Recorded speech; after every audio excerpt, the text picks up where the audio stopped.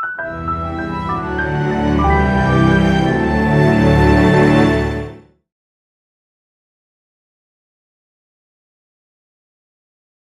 afternoon, everybody. Could I thank you for coming today. It is my great pleasure to introduce our president, Dr. Gary Olson, for today's much anticipated State of the College address. I could begin by listing the details of Dr. Olson's distinguished career, his broad and wide-ranging experience as a faculty member, scholar, and administrator at prestigious colleges and universities, his many academic awards and scholarly awards, his collaborations with Dr. Worsham, and his extensive and distinguished career as a scholar in rhetoric and critical theory, although we all are quite familiar with these accomplishments, so I need not rehearse them here. Instead, I'd like to talk just very briefly on a more personal note. It's been my pleasure to work with Dr. Olson in a wide range of settings as a member of the Presidential Search Committee, as president of the Faculty Senate, which negotiates with him and his administration on a regular basis. That was a while ago, not this year. And as core director, where I've had the opportunity to work with his administration and with Dr. Olson and Brogan on the importance of a robust and forward-looking general education. I also share similar interests with Dr. Worsham and Dr. Olson, and have had many delightful conversations about literary theory with more than a little scholarly gossip thrown in for good measure. In my experience, Dr. Olson is invariably thoughtful and deeply informed, and I've had the pleasure of discussing a wide range of issues with him, whether formal or just running into in the hallway. In every instance, his deep and nuanced learning is immediately apparent, whether it's the strengths and weaknesses of a particular critical theorist, or complex administrative issues, or obscure aspects of AAUP guidelines, or the larger purpose of general education in the curriculum, the importance of aesthetics in a college, and so on. In each instance, he's been very aware of the complex issues necessary as we navigate these currently choppy waters. It's always rewarding and enjoyable to have these conversations, and I look forward to many in the future. It is my great pleasure to introduce Dr. Gary Olson.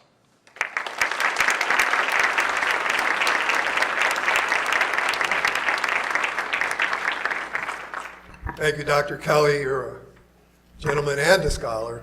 I have to say, Dr. Kelly was actually the very first faculty member that I met when I was considering whether to come to Daemen 5 or more years ago. And I thought immediately, well, if we have faculty like Sean, this is the place for me, and I haven't been disappointed at all since then. So anyway, thank you, Sean. Good afternoon, everybody. I'd like to, before I start, mention that we have a few Daemen College trustees with us. So we have Chair of the Board, Tom Stewart is with us.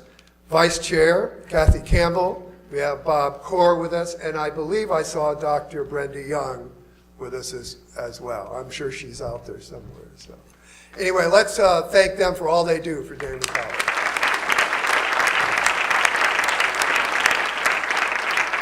So again, it's great to see you all today. I hope you're having a very productive semester. I'd like to begin by introducing the newest members of the professoriate. I ask that each of these new faculty members stand as I name him or her, and to stay standing. I ask you to hold your applause until everybody is standing. Professor Veronica Velaza, Assistant Professor of Nursing. Professor James Golden, Assistant Professor of Social Work and Sociology. Professor Erin Carmen, Assistant Professor of Social Work and Sociology. Professor Bill Regan, Assistant Professor of Business Administration. Professor Meredith Isaac, Assistant Professor of Natural Sciences Biology. Professor Jack Peltz, Assistant Professor of Psychological Sciences. Professor Yvonne Shee, Assistant Professor of Public Health.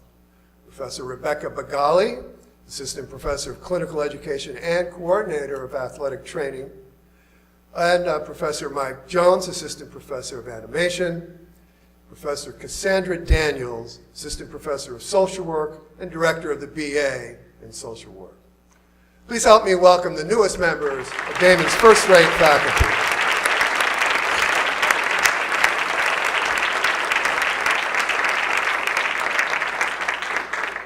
We also hired many new staff members, in fact 50 new staff members. Would all of the staff members rise so you can be welcomed as part of the Daemen family? All new staff members.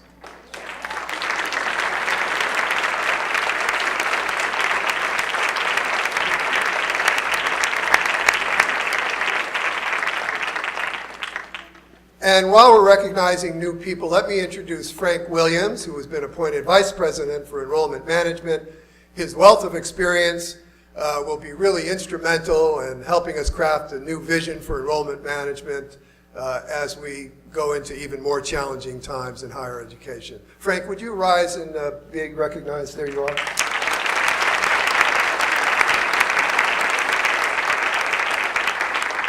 And as I reported to you recently, over the last 6 years, Bobby Mills, Special Advisor for Governmental Affairs, has served the college with distinction.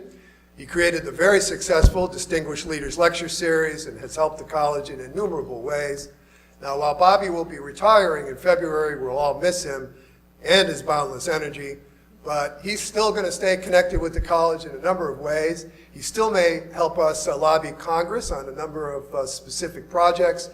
And he's going to help us recruit new students from the Washington, D.C. area. He's having some minor surgery today, so we can't ask him to rise, but we can, in his absence, thank him for all he's done for Daemen.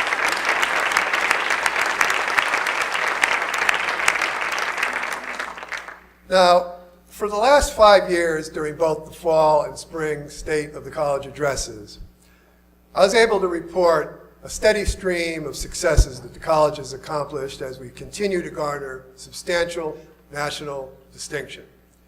And as you'll see in a few minutes, that forward progress continues to this day. But I must today detail some pretty serious challenges that we face. Now, as you know, because we now are experiencing the very end of the surge in offspring from the baby boomer generation, most colleges have been struggling to maintain healthy enrollment numbers. Many colleges, both public and private, and Daemen included, are enrolling fewer students each year than they did the year before, and this slippage has continued for a few years now. And as I reminded you at the State of the College Spring Address, each year recently a number of colleges have been forced to close. Among these institutions closing last year were Burlington in Vermont, St. Catherine's in Kentucky, and Dowling in New York. That's on Long Island. This year, the media has published accounts of other colleges closing or likely to close, including St. Joseph's in Indiana and the College of New Rochelle right here in New York. And in the last few years, right here in Western New York, we've had colleges reporting that they're experiencing enrollment and financial difficulties. We all saw recent news that Canisius lowered its tuition rate by 23%.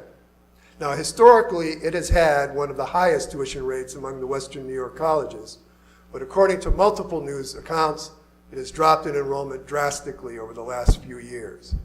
Twice in the last 4 years, it was reported in the press that the college had multi-million-dollar budget deficits. And this year, we all read reports that Canisius was reducing its workforce, both faculty and staff.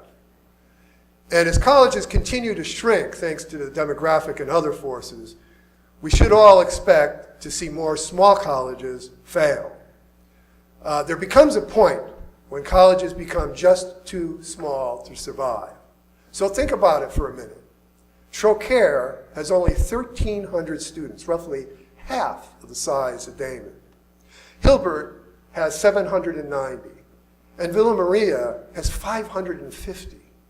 These levels of enrollment are barely sustainable, and as demographic and market forces continue to buffet small institutions throughout the nation, increasingly more of them are likely to fail.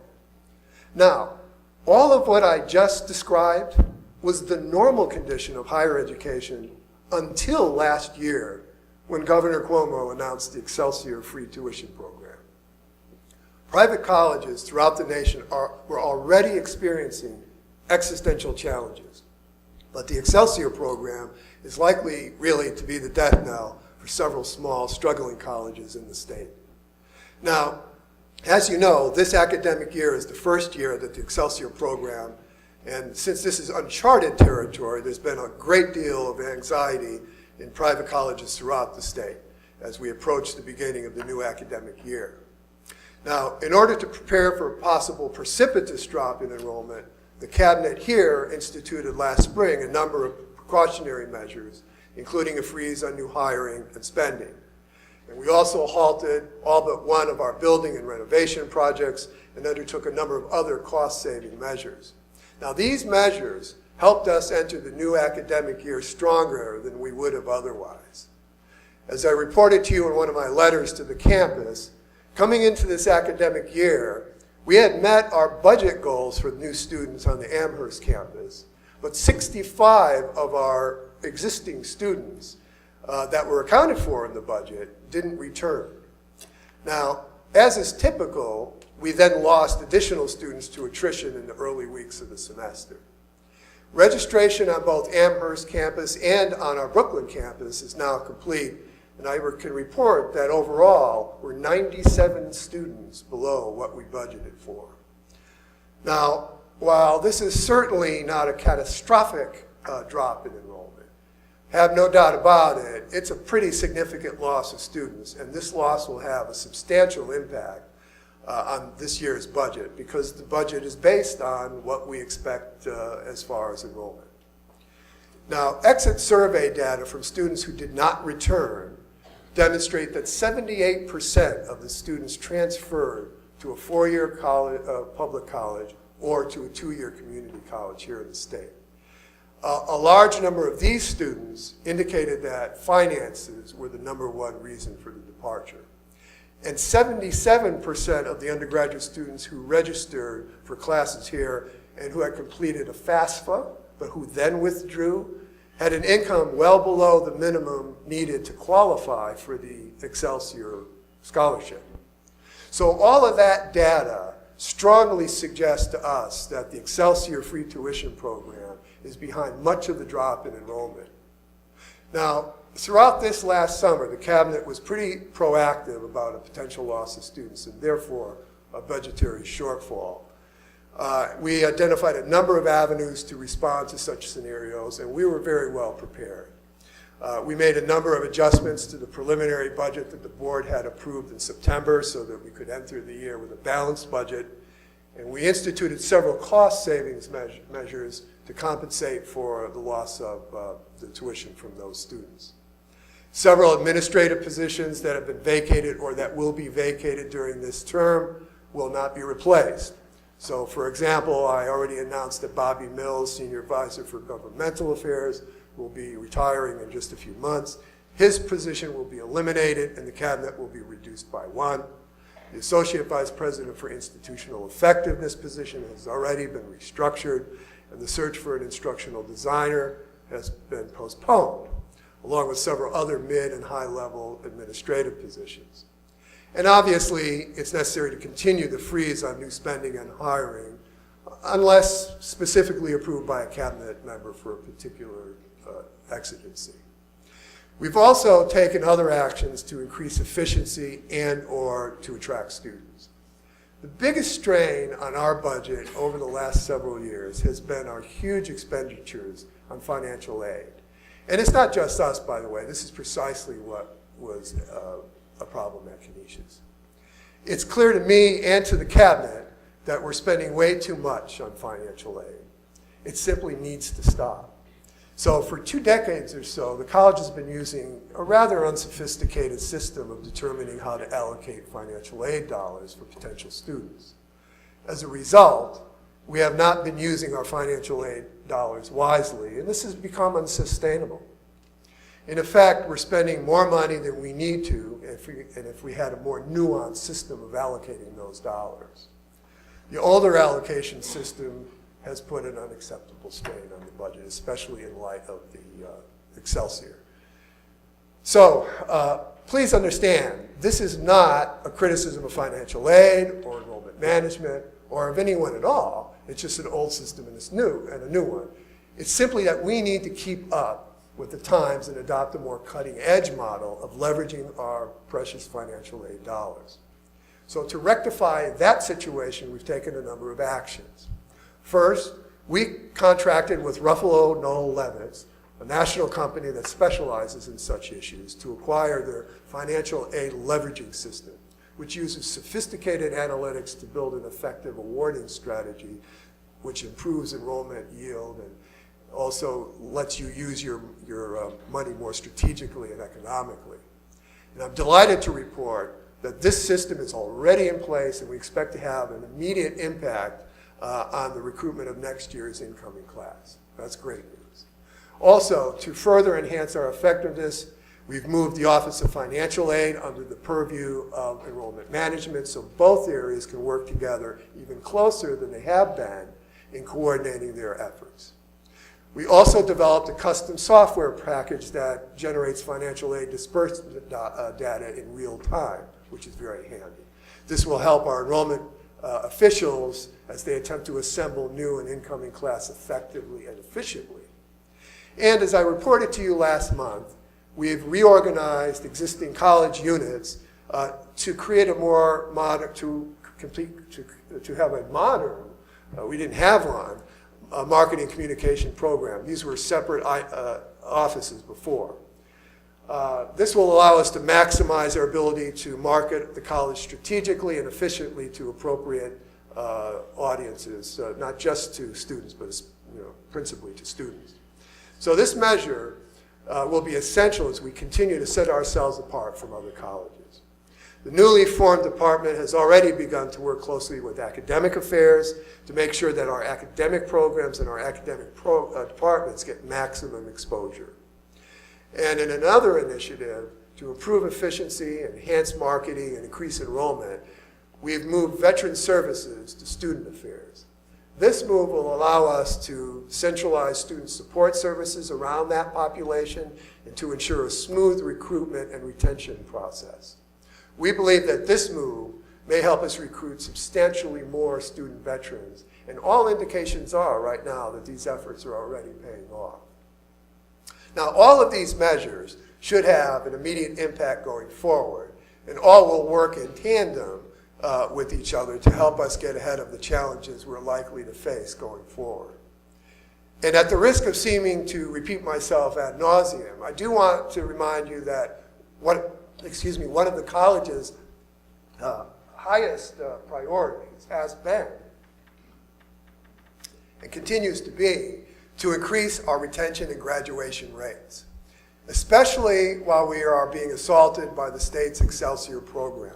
We need to be ever vigilant of students who are struggling either with their coursework or other issues so that we can advise them to use the many student services that are there for them, such as the Student Success Center, which, as you know, is academic advising, the Learning Center, tutoring, disability services, peer mentoring, or the CHIP Center, which is counseling, health, insurance, and wellness, or the Financial Aid Office, or the Nancy Haberman Gasick Center for Veterans.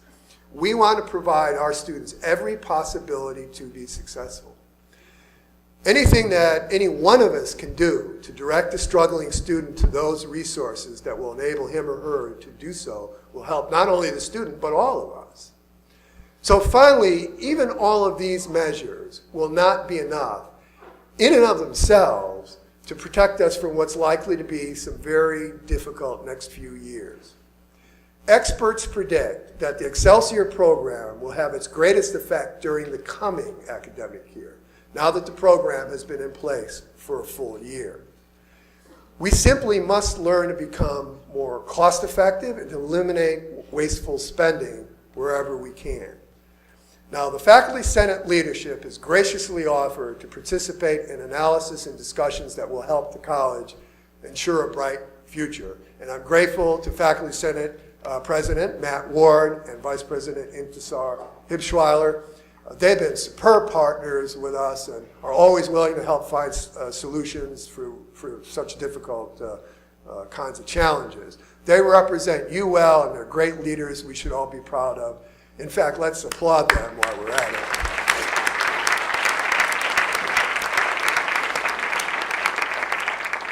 And I'm hereby asking Vice President Mike Brogan to work closely with Faculty Senate leadership to identify key areas in the division where, through some combination of streamlining, rule changes, cost sharing, other measures, we can continue to provide the same high-quality education that students have come to expect from Daemen, but in the most efficient and economical way that they can. So after all, this year we're celebrating our 70th anniversary. None of us will be around to witness it, but I'm sure we all want Daemen to celebrate another 70 years. So let me end this part of the discussion by saying this. We've been on a wonderful upward trajectory for several years. We offer many unrivaled niche academic programs. In many areas, we compete favorably with colleges, not just here in New York, but institutions across the nation. Our faculty are producing cutting-edge research and creative works at record levels. Thanks to the research scholars in many disciplines now know that Daemen College is a strong institution. We've transformed from a fallback college to a college of first choice for many, many students. We're winning regional and national recognition like never before. The name Daemen and what we stand for is known far and wide. Let there be no doubt about it. We are not about to let some ill-conceived, poorly implemented, self-aggrandizing political stunt of a program halt the momentum we have created. We will not take this challenge lying down.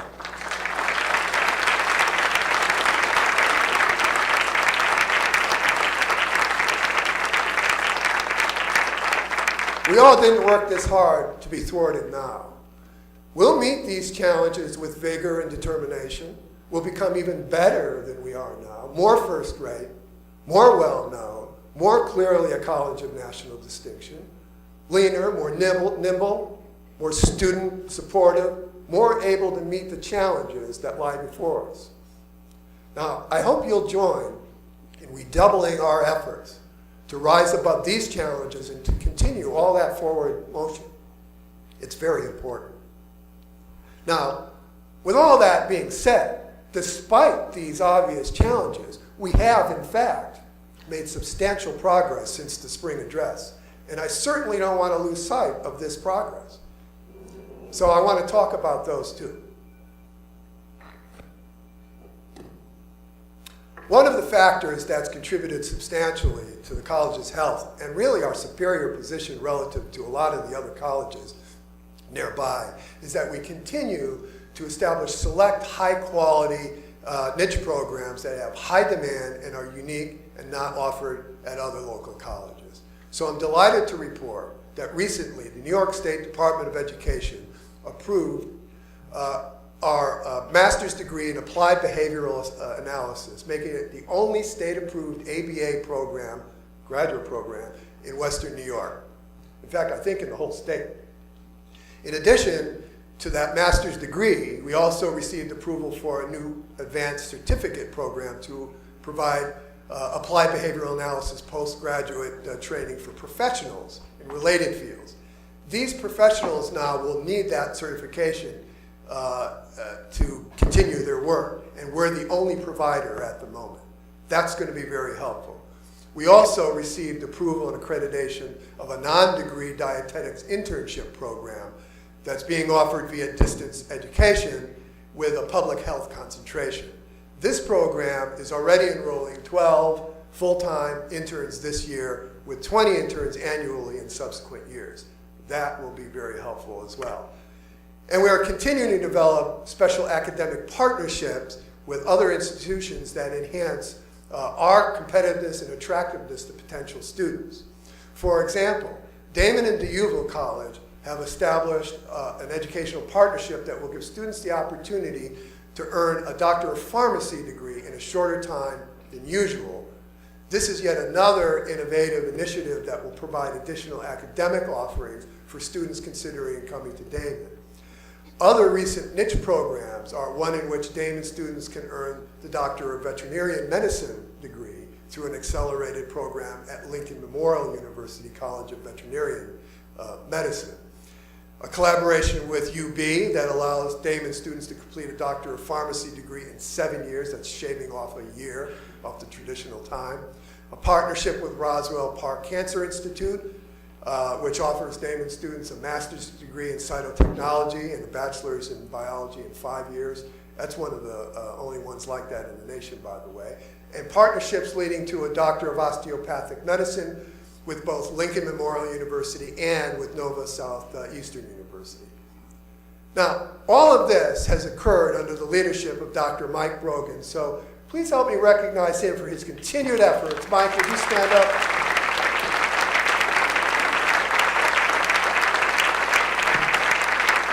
It's these continued efforts to make the college a college of first choice for hundreds of students that are really starting to pay off, and I think will as we go forward.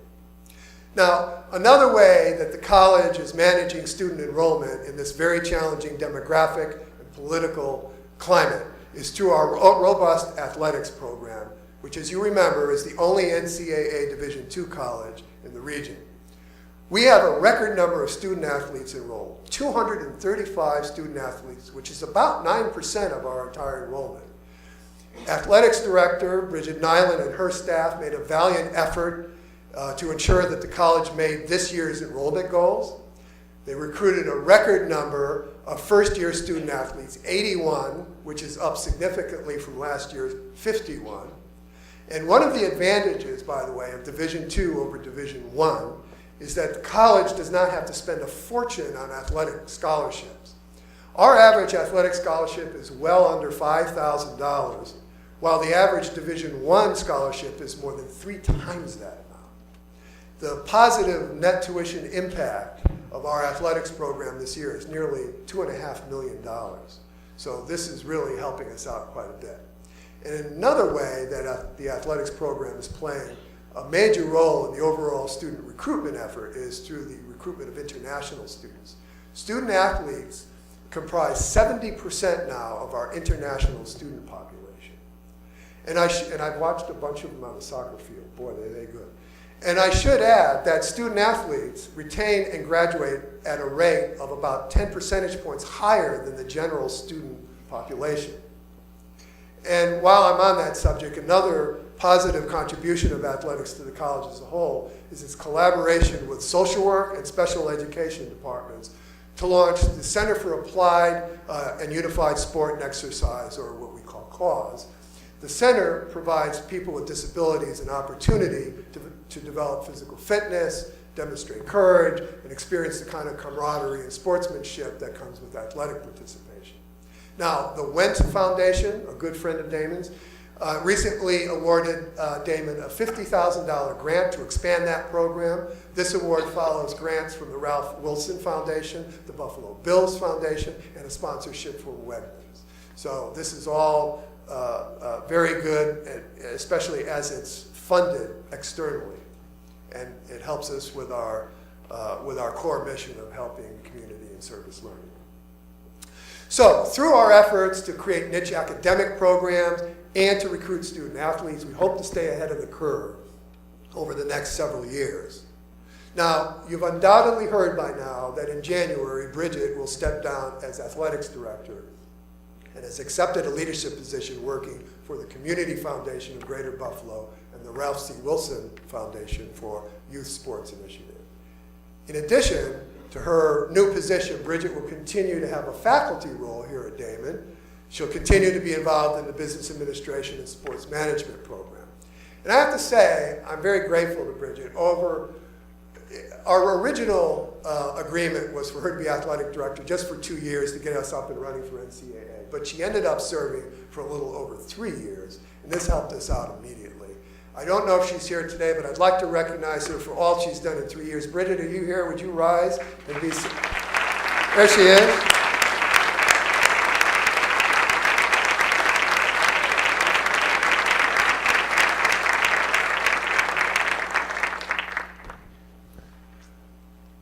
So the college continues to gain, as you know, substantial national and regional visibility. For the 10th consecutive year now, Daemen was named a National College of Distinction in recognition of the institution's excellence in undergraduate higher education and innovative learning experiences that we offer to the students. As part of this recognition, the college also earned special field of study distinctions in business, education, and nursing in honor of our expert blending of the liberal arts and professional programming. For the second consecutive year, Daemen has been ranked nationally by the Wall Street Journal Times Higher Education College Rankings. This is a new system,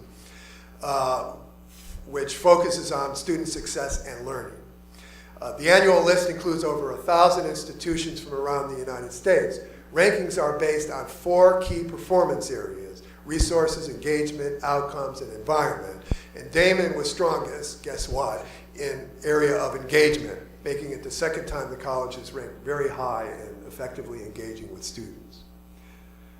University Research and Review selected Daemen as a 2017 Best Value School Award recipient, making it one of the actually fewer than 100 institutions across the nation selected to receive this national distinction.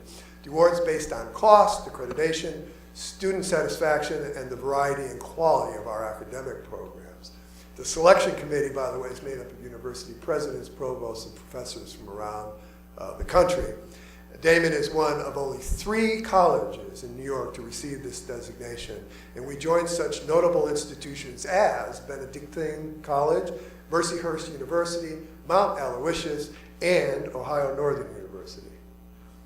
Now, one way that we can track how Daemen is increasingly known as a college of national distinction is by our successful standing among colleges nationwide.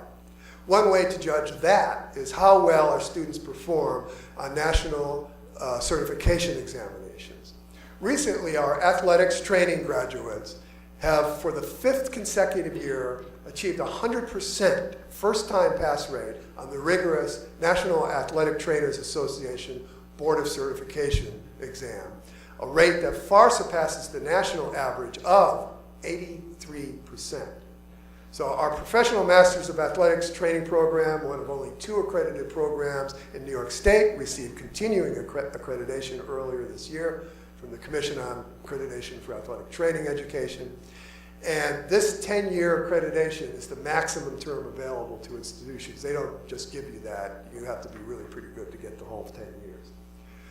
I'd like to ask the athletic training faculty who are here to please stand and be recognized for this excellent work. Any athletics training people?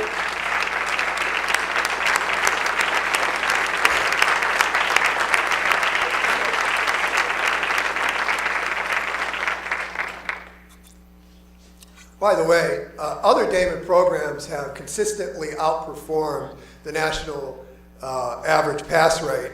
The physician assistant program with an average pass rate of 98% over the last 5 years. The physical therapy program with an average pass rate of 100% over the last 5 years.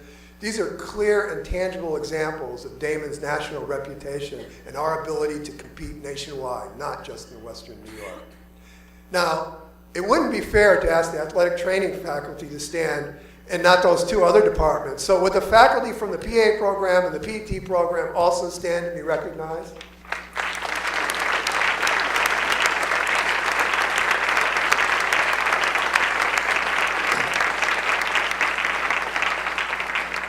By the way, on Friday, the PT program celebrated its 40th anniversary at a wonderful event. Help me congratulate them for 40 years of excellence at Daemen.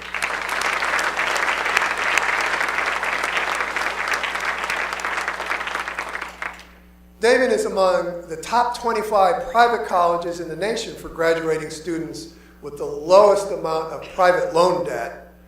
We need to make sure parents and prospective students hear this. These new rankings were released just recently by the Student Loan Report, which is a guide that focuses on student loan and news and information. The college is ranked number 22 on the list of private colleges that give students the least private loan debt. That's pretty darn good.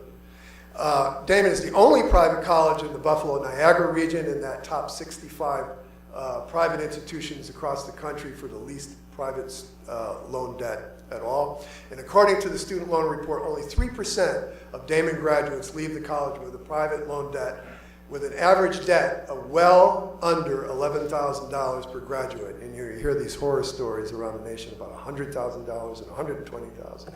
That's not too bad. Daemen's nursing programs have been named to the list of the 10 best colleges for nursing majors in New York, recently released by Zippia, which is an online resource for exploring career options. In that new statewide list, Daemen is ranked number 6, making it the only private college in the Buffalo-Niagara region included among the top 10 institutions in New York State.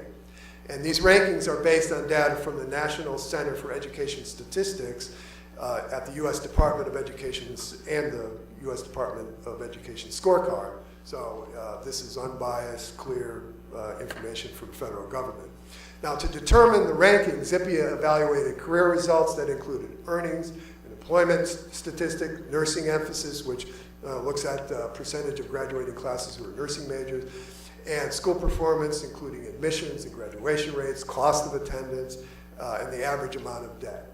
So it's a pretty good award to get. Daemen was ranked also in the top 5 nationally for the 25 best value small colleges for an accounting degree, which was a list released recently by Best Value Schools, which itself is an online guide for the best values in college education in the country. College earned the number 4 spot as one of the top ranked schools on the list, which includes small 4-year colleges and universities in the U.S. with 3,000 students or fewer. And colleges listed offer at least 2 relevant programs for students seeking a bachelor's degree in accounting and are ranked based on the overall undergraduate graduation rate and affordability. So it's another good distinction to have, and a national one at that. The Parent Network of Western New York has presented the 2017 Community Partnership Award to Daemen in honor of the institution's efforts that have had a significant impact on the lives of people with disabilities. This award, which was presented at the organization's 30th anniversary celebration, is given to a community partner that demonstrates exemplary commitment to the mission, vision, and values of the Parent Network of Western New York. And over the past 15 years, the college has offered several initiatives that have benefited individuals with disabilities, including academic after-school programs, support for Daemen students who are on the autism spectrum, training for healthcare professionals working with unique healthcare of individuals with disabilities, and providing recreational and competitive athletic opportunities for individuals with disabilities. So would all those involved with that program please rise? That's a pretty good program, let me say.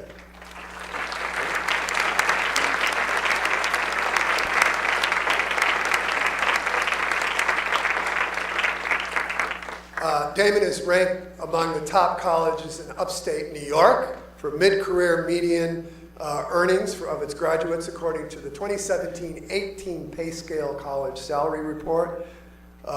In the latest report, the college is ranked number 29 of 54 colleges in the upstate New York region, joining other prestigious private colleges on this as Colgate, Cornell, RIT, Skidmore, and Lemoyne. So it's pretty good company.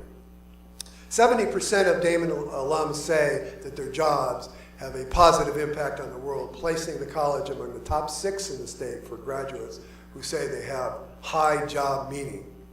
And to rate colleges by future earning potential pay scale surveyed 2.3 million graduates of more than 2,700 colleges and universities. So that's a pretty good sample, if you ask me. For the 3rd consecutive year, Buffalo Business First has named Daemen one of Western New York's healthiest employers. Daemen is the only college in the Buffalo-Niagara region designated as a wellness leader among a total of 27 finalists in 4 organization size categories in the 7th annual awards. The college's continuing commitment to environmental stewardship and sustainability has been honored with a certificate in recognition of the institution's contributions to the recycling fundraiser to benefit Camp Good Days and Special Times. The certificate was awarded in recognition of the college's efforts in collecting 5,700 pounds in electronics. That's a lot of electronics. for the 2017 eScrap for Camp program that turns old electronics into funds to help improve the quality of life for children, adults, and families touched by cancer. That's another good event. And Buffalo Public Schools presented Daemen with a Community Partnership Appreciation Award in honor of the college's outreach efforts in the South Park High School. Daemen was cited for the college's partnership activities at South Park held this year, including community health clinics that offered a range of free health screenings provided by physician assistants, and health care fair that featured information and presentation by nursing students on oral health, opioid and tobacco prevention, cyberbullying, and other topics related to health for teenagers. Now, a major factor in the college's continued visibility derives from our distinguished speakers that we attract to college. One of the college's most prominent speakers this year was Dr. Mark Emmert, the president of the National Collegiate Athletic Association. He delivered one of the Distinguished Leaders Lecture Series events and also held a town hall forum with students and attended many other activities while he was here. News of his visit was really carried nationally, not just regionally. Also this summer, Dr. David Warren, president of the National Association for Independent Colleges and Universities, discussed how higher education is at a crossroads around this country, and we face substantial new challenges and opportunities. And he's not even just talking about New York's Excelsior program. He made the point that Donald Trump's budget proposals will have a significant impact, including more than $150 billion in cuts to federal student aid programs over the next decade. And he argued that to protect higher education, all of us need to mobilize to ensure that adequate funding continues to help provide student support through access to college education at an institution of their choice. And you should know that we have been lobbying our congressional representatives extensively on this issue and a number of key issues, including DACA. So we've been dogging the legislators on every one of these key issues. Recently, corporate turnaround specialist Harry Wilson discussed his experience leading several high-profile company restructurings, including General Motors. He described the strategy behind the complex process of restructuring a failing or struggling corporation and bringing it to a successful resolution. Wilson, by the way, is seriously contemplating a run for governor of New York. I know what he thinks about the Excelsior program, too. That's not an endorsement. And finally, Erie County Executive Mark Poloncarz presented the next steps to build on the progress made in the county's economic development efforts over the last 5 years. So these high-level speakers in the Distinguished Leaders Lecture Series have done much to bring great visibility to Daemen. And I want to repeat myself for what I said in the past. All of the Distinguished Leaders Lectures were produced at zero cost to the college. Zero cost. Now, of course, these are not the only speakers. I'll mention a few others that were here since the last address. Dr. Karolina Krasuska, who is the professor at University of Warsaw's American Studies Center, recently visited as a visiting professor as well, spoke at Daemen on Warsaw's Poland Museum of the history of the Polish Jews. And I'd like to take a moment and recognize Dr. Andrew Weiss for his efforts in attracting her to Daemen. Andrew, are you here today?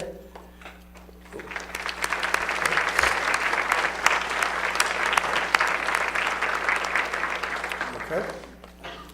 Also, speaking on campus was the president of the Buffalo Niagara Medical Campus, and he's also a member of the Daemen College Community Advisory Board, Matthew Entis. He spoke at the college's Nancy Haberman Gasick Entrepreneurship Lecture Series. Matt is directing the growth of the medical campus and the associated urban revitalization that is right adjacent to it. And nationally known animator and autism advocate Danny Bowman, who founded an animation company at age 11, was the featured speaker at a conference sponsored by Daemen on effective approaches in visual and performing arts programs for students on the autism spectrum.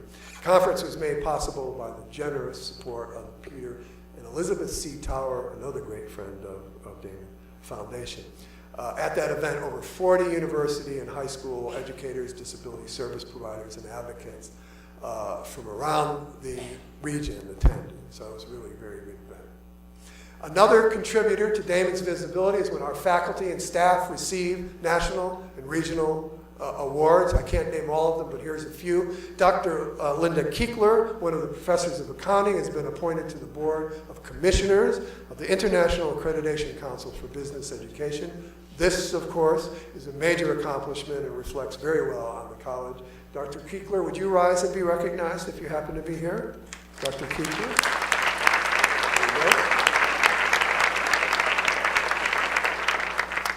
Also, Dr. Janice Haba-Glos, an assistant professor of nursing, received a Zonta International Yellow Rose Award in recognition of her contributions in the nursing field, both locally and abroad. She has led several medical missions to Haiti, the Dominican Republic, and Costa Rica in order to provide health care to those who otherwise may not have seen a health care provider. She's also been working with the refugee and impoverished communities in and around Buffalo, taking her students on missions to deliver health and wellness education designed to improve their wellness status. And also in recognition of that Yellow Rose Award and for the contributions to healthcare and community service, New York Senator Chris Jacobs presented her with the New York State Legislative Resolution. So Dr. Haba-Glos, would you please stand and be recognized? There you go.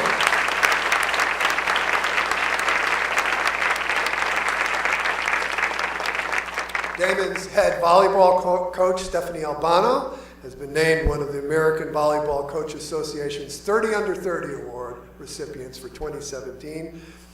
This award honors 30 of the up-and-coming coaches under the age 30 at all levels of the sport. Stephanie, would you rise and be recognized?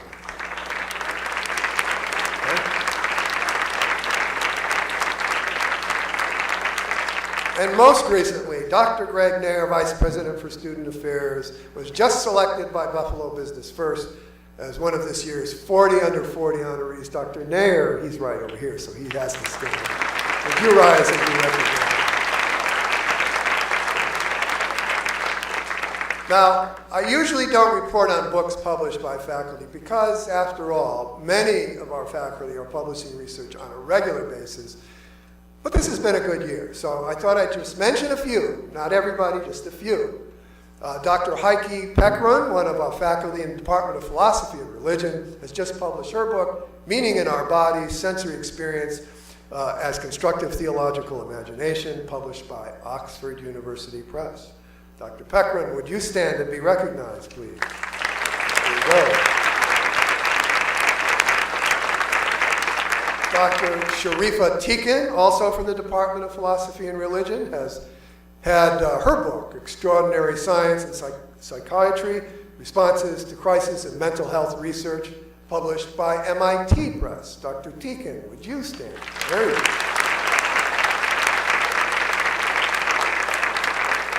Dr. Jay Wendland from the Department of History and Political Science has had his book, Campaigns That Matter, The Importance of Campaign Visits. Boy, where were you a few years ago?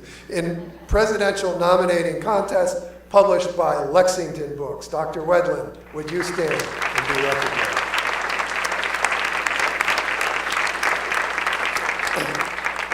And finally, Dr. Kevin Kagler from the Department of Visual and Performing Arts published Energy Becoming Love, Selected Writings of Charlie Sabatino through Habermill Press. Great tribute to Charlie. Dr. Kiekler, if you're here, would you stand and be recognized?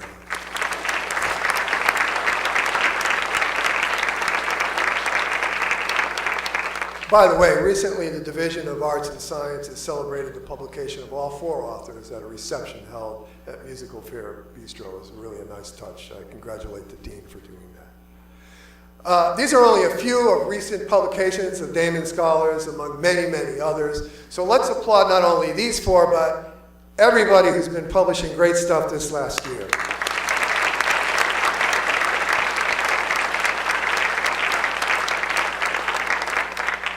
Another national distinction for the college is Dr. Laura Edsberg, Director of Daemen's Natural and Health Sciences Research Center, and her co-researchers from some other institutions have been officially invited, this is a big deal, to submit a full application to the Department of Defense peer-reviewed orthopedic research program for the focus area prevention of heterotopic ossification. Now, for this highly competitive program, it's expected that 5 grants will be awarded from a total of 17 focus areas. So Dr. Edsberg research proposal will be competing for funding with proposals from faculty at major research universities across this nation. Obviously, this is a major accomplishment. So Dr. Edsberg, would you stand and be recognized?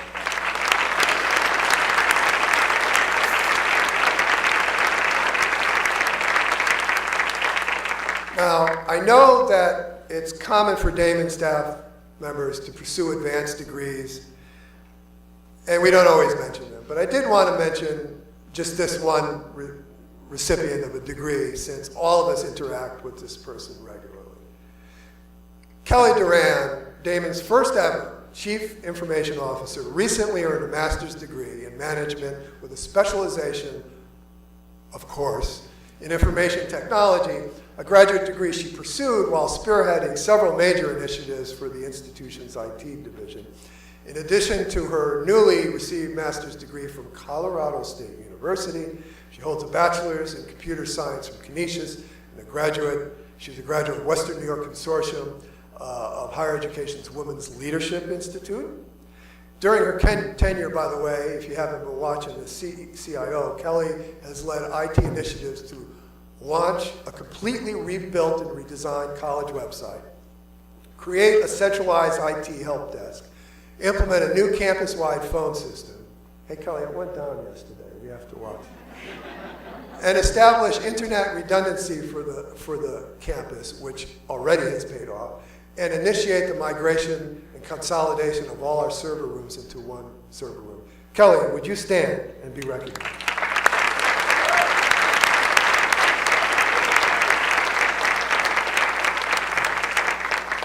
It wasn't her fault that the phone went down as our provider.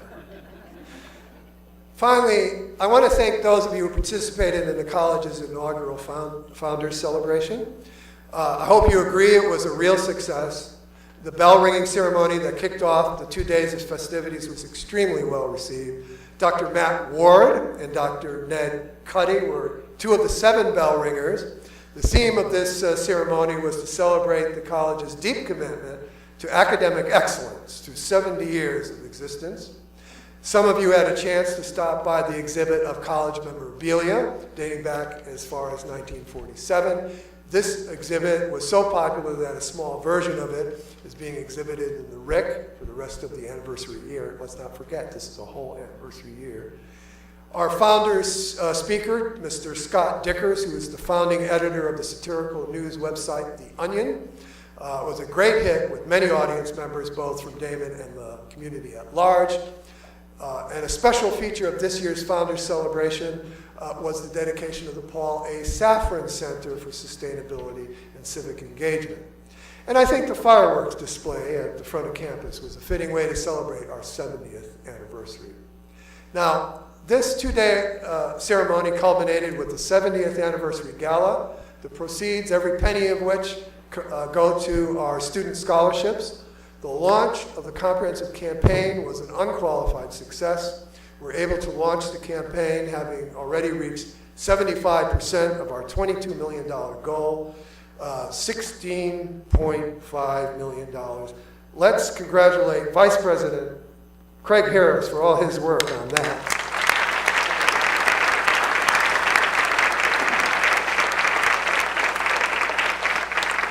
And I should point out that the 2-day Founders Celebration cost the college very little.